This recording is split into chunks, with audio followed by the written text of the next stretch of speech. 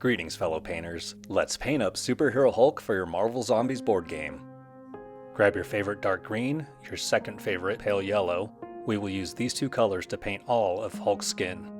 Starting with just a dark green, in this case I'm using Angel Green by Army Painter, thinned down quite a bit with water, we are going to apply a thin coat covering all of Hulk's skin. Be sure that the deepest recesses and darkest shadows only get one application of this thin paint. Notice here that I will sometimes apply a second coat of paint to the raised areas before moving on to other parts of Hulk's body. We're starting with an initial very thin layer of this paint because we want this to be our color in our deepest shadows and recesses. This acrylic green paint is translucent enough that it will still read very black in the darkest shadows. We will build this paint up in a couple of layers in the brightest areas.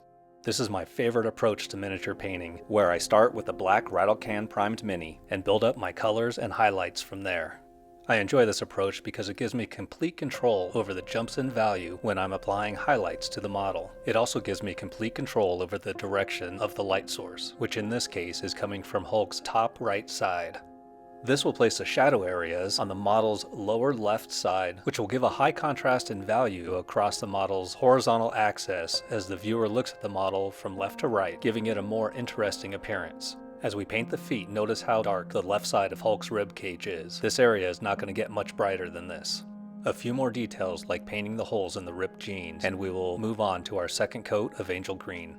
Starting with our second coat of Angel Green, we are going to actively avoid placing this in any of the areas where we want our darkest shadows. We're going to apply this in such a way that we start to get separation in the muscle structure as well. This second application of paint is going to go much faster than the initial coat.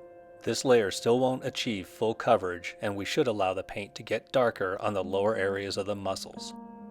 And while we are starting out painting this entire miniature in a fairly standard color scheme for the Incredible Hulk, which will leave you with a fantastic looking end product, at the end of this video, we will risk it all by adding a simple backlight effect for that ultimate look that will take your miniature to the next level.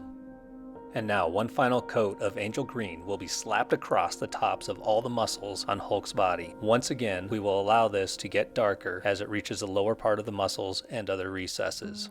One thing of note is that the center line of the chest, abdomen, and center line of the back, even though they are recesses, I am not considering these deeply shaded areas, and I will continue to highlight those areas. This final layer of dark green is a very quick process and should take you no more than a couple minutes. And once that is finished, we will finally get to adding some ice yellow to the mix and begin the process of highlighting the skin on Hulk.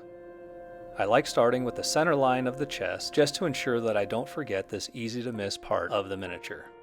And I know that I said previously to grab your second favorite pale yellow, but just in case there are any Vallejo fanboys out there, I want to assure you that I thoroughly enjoy using ice yellow. With that out of the way, back to the highlights. One cool thing about adding highlights in this way is that where the model is missing or lacking definition, you can actually draw it in with the highlight color. I'm covering most of the dark green on the left side and top of this model, letting it blend down to that darker green color as it reaches a downward facing angle. We are taking the highlights so high on this paint job that this stage will still look incredibly green when we're all done. Throughout the highlighting process, I keep in mind that the light is coming from the model's upper right side. This means that I'm focusing the highlights, in other words the brightest areas, to the character's right, and some of the left side of the character is going to remain completely in shadow. Each time I add a new color to the miniature, whether it was the original dark green or this dark green pale yellow mix, I do it in several coats, applying to a little less area each time and building up the highlights gradually.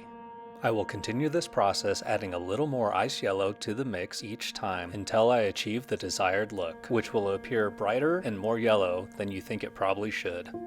Once we get the highlights looking the way we want them, we're going to go back to the pure Angel Green in a glaze consistency, which is to say very watered down, and we're going to start smoothing out the transitions between the highlighted and shaded areas. We will accomplish this with very little paint on our brush, being sure to begin each stroke in the lighter area and finishing the stroke in the darker area. The paint consistency is so thin that it is only slightly tinting the previous layer of paint. In addition to smoothing the transition between the highlighted and shaded areas, we can also use this glaze to add some definition to the muscles, even where the sculpt itself is lacking that definition. This finishing glaze is also used in any recesses or shadows where we may have overdone the highlighting process. We will continue to apply this glaze in a few coats until we're satisfied with the way the skin looks, before moving on to finish the face by painting the tongue, teeth, and eyes. We're going to use Warlock Purple by Army Painter, which is actually a deep pink, to paint the tongue.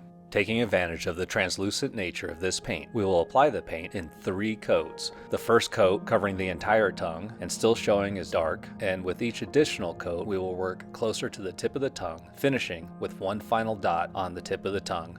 Moving on to the teeth now, we will base coat the teeth in 1 coat of ice yellow and then highlight the teeth with a mix of ice yellow and matte white.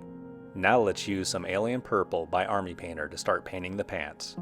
We will approach this first coat of purple in much the same way that we approached the skin on Hulk. We will use a thin down consistency, applying it in every recess and dark shaded area, making sure to only apply 1 coat of this thinned paint in the darkest areas, as this will be the darkest shadow color for Hulk's pants.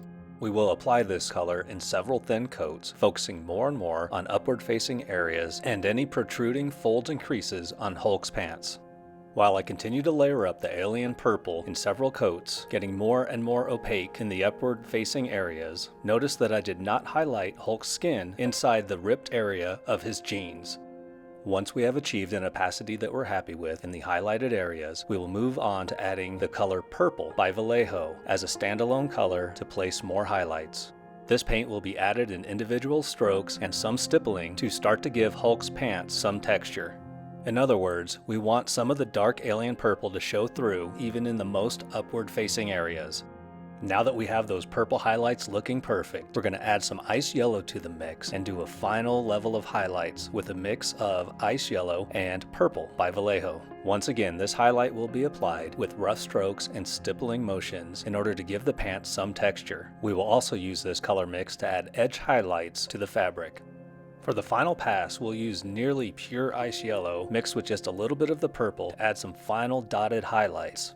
Once we're done dotting out the last little bit of highlights, we can always go back and glaze in some Alien Purple to create separation in some of the areas that may have received too many highlights.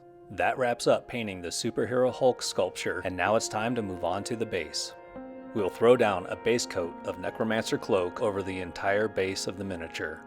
This will be accomplished in just 1 coat before moving on to Uniform Gray to add some detail to the rocks and stone. This step will be accomplished with a very heavy dry brush, or as some refer to it, a wet brush technique, where we hit every surface with the paint, but don't necessarily worry about applying it in the recesses. After this, we will move on to Ash Gray, where we use more of a standard dry brush technique, with a small amount of paint on our brush and just hitting the edges and highest raised surfaces with the paint. Next, we're going to add ice yellow to the ash gray and apply a few deliberate highlights to the right side of the model's base. It is important to note that ice yellow is used in every highlight color of this miniature. This is an easy trick to make it appear that all parts of the model are interacting with the same light source. Now we will move on to painting the radioactive sign on the base of the model using demonic yellow. And since we had previously layered up this sign with both the uniform gray and ash gray during the base painting process, the yellow color will come to life much sooner than if we were painting it over straight black primer, and we will apply the paint using mostly a stippling motion to give the sign a weathered look. Pure ice yellow will be stippled onto the bottom third of the sign, as well as applied to the edges of the sign as highlights to add the finishing touches to the sign. Next, we will switch over to plain matte black for just a minute to paint the base color of Hulk's hair, as well as the raised radioactive icon on the sign. We're kind of bouncing around this miniature now, so we're going to grab some ash gray and continue with Hulk's hair. We are going to highlight the right side of his hair, as well as highlight the left and right side of the top of his head with the ash gray. Then we're going to grab some ultramarine blue by Army Painter and thin it down to a glaze consistency and tint the gray streaks in Hulk's hair until they are the desired color of blue. And once we're happy with that, we're going to go back to some matte black and base coat the piping on the ground to prepare for some pseudo non-metallic metal. We will start by adding a thin layer of ultramarine blue by Army Painter, avoiding the deepest recesses and downward facing areas, leaving those black. We will follow up with a second thin layer, covering less area than we did on the first, and slightly building up that blue color. Next, we will apply a small highlight with Glacier Blue by Vallejo, followed by dotting in a few highlights of pure matte white.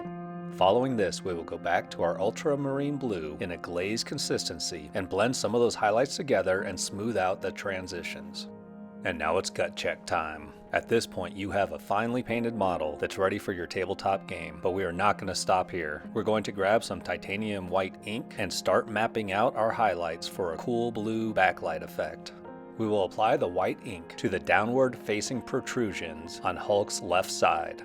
Using Leviathan Blue by Citadel through an airbrush or applied in a thin layer with a brush, we are going to darken the left side of Hulk further. Now this ended up obscuring the white highlights far more than I expected. I had anticipated that the blue would be more translucent and that the white highlights would read as a blue glow. So since that didn't work out, we're going to switch to Electric Blue by Vallejo and manually paint in some blue highlighted areas. So I would say that a better approach to this would be to skip the white ink altogether and just go straight to applying the Leviathan Blue with a brush. We will make the electric blue highlights nice and bright and just covering a very small area. Then we will go back with a thinned electric blue mix and blend these out into the darker Leviathan Blue shadow. And don't forget to do this for all those hard to reach places and the base. And now we can call it done. Thank you so much for joining me in painting up Superhero Hulk for the Marvel Zombies board game. Please check out one of my other videos to continue our miniature painting journey.